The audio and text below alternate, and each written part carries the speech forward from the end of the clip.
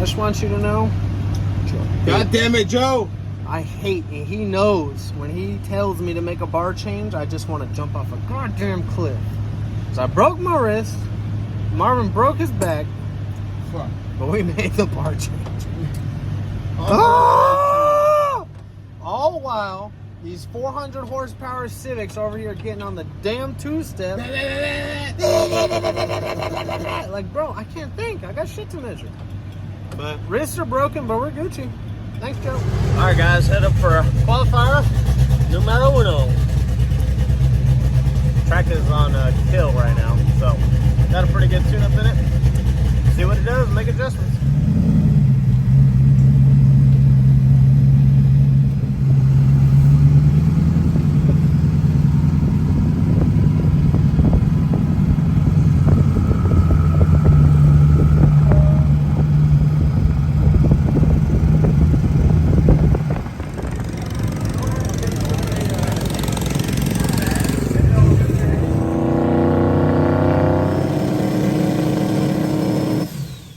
Alright, so the service at the track is awful because it's kind of out in the boonies, plus there's like thousands of people trying to get on the same network. So we came back to the hotel to pick up Kennedy and the dogs because they sleep in. You know, they're not morning people. The dogs mostly, not Kennedy. Kennedy's a morning person for sure.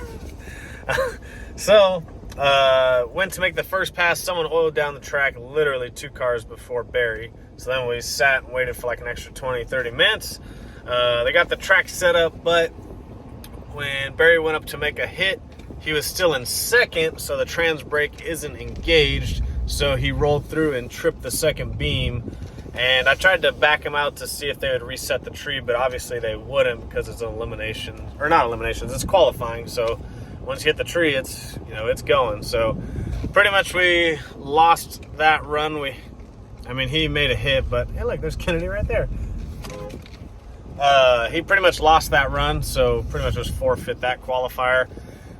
We got some decent data, and we're just really trying to turn up the car. The only problem is we're trying to make that a really good hit because as we get later throughout the day, it's just going to get hotter. Like, this was mid-morning, so it was still decently cool, and the track was really good. But now the second qualifier is at 2 or 3 o'clock, so it's going to be probably hot and greasy, so we're going to have to maybe turn down the leave a little bit or leave it the same and then really ramp it up on the third pass, which will be in the evening, so it'll be a little bit cooler. But yeah, unfortunately, we're hoping that one will be a really good pass and we'd have some data to start turning it up, but we're not quite there yet. But that's part of learning a new car. So we are picking up Kennedy and the dogs, and then we're going to head back to the track and make our second qualifier.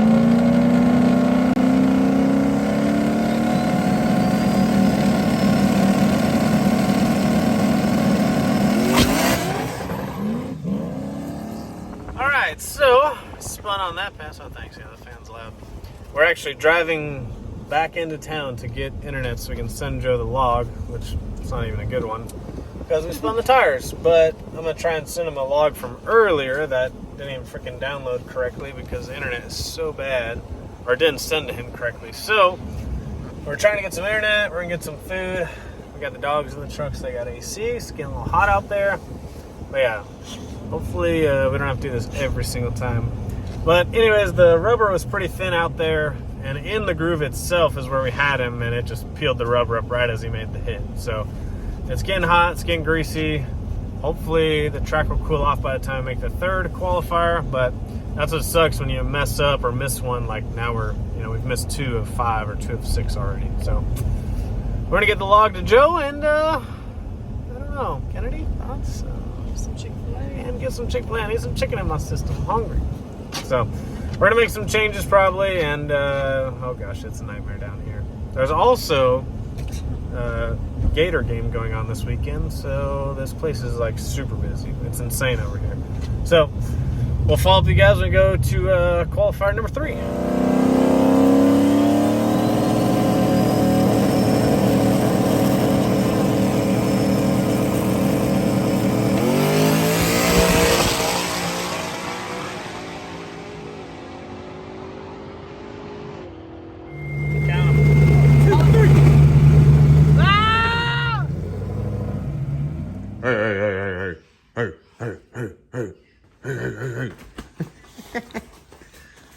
Hi, Miss Revy. All right, guys. So, day 2 of qualifying is over. Nice day in Florida, as always. We are actually headed for the last day of qualifying, day 3. So, yesterday we definitely had some struggles. Told you about what happened in the first pass, happened in the second pass, and then on the third pass, we actually got lucky. The sun was coming down, and the track was, track temps weren't as hot, so it wasn't as greasy. They re-prepped it. The track was on kill, so we had a really good tune-up in it from Joe. And the car looked like it left really good, made a good pass. You could hear it. It didn't sound right. And sure enough, it coasted to a 790 at 148 miles an hour. So if you guys don't know how that works, when you coast to a 790 and the mile an hour is like 149, when the mile an hour should be like 175, somewhere in the 170s, that means typically you let off at like the 8th mile or the 1,000 foot or something. But anyways, so we looked at the data logs with Joe, and we're actually back up. Barry calls me and says, "Hey, I'm stuck at the end of the track. The car won't turn on. I can't hear the fuel pump." I'm like, "Okay, fuel pump's not turning on. Must be something power related to the fuel pump." I highly doubt we killed the fuel pump. I mean, it's a brand new air motive 10 gallon per minute. So we went over there, and first thing I checked was fuses and relays. Sure enough, the main fuse to the system back there was popped. So just moved one of the fuses over. That way we could drive back to the trailer and get everything fixed up. So this morning we're actually going to go pick up some fuses. We're going to check over the wiring, make sure like something didn't get loose or rubbed. Like, it's really weird that it would just pop a fuse. So we're going to check that out, make sure that was an issue. But the car was cutting out just a little bit at the 60 foot. And it could have been the fuel pump going out already, but we want to put a fresh set of plugs in it and re-gap them a little bit tighter, because we're starting to get into boost levels of where we haven't been before. And so we don't know if those plugs are correct or if they're even gapped tight enough for these boost levels that we're about to try today. So today they only get 2 qualifiers. We get one at 1 o'clock today and the second one around 5 o'clock. So he's qualified in the elite group, which is the fastest of the fastest here. But the problem is that group is really widespread. You got Rick Prospero, Cletus, Will Dugas. Those guys are running 680s, 690s, way over 200 miles an hour. And then you got guys at the bottom of the class going like 780s, 790s. So I think the car definitely has a 750 in it this weekend, 760. But it's uncharted territory for this car specifically. So we don't know exactly what it's going to like and things that we're going to have to change. When you start going that fast, there's a lot of things you have to change.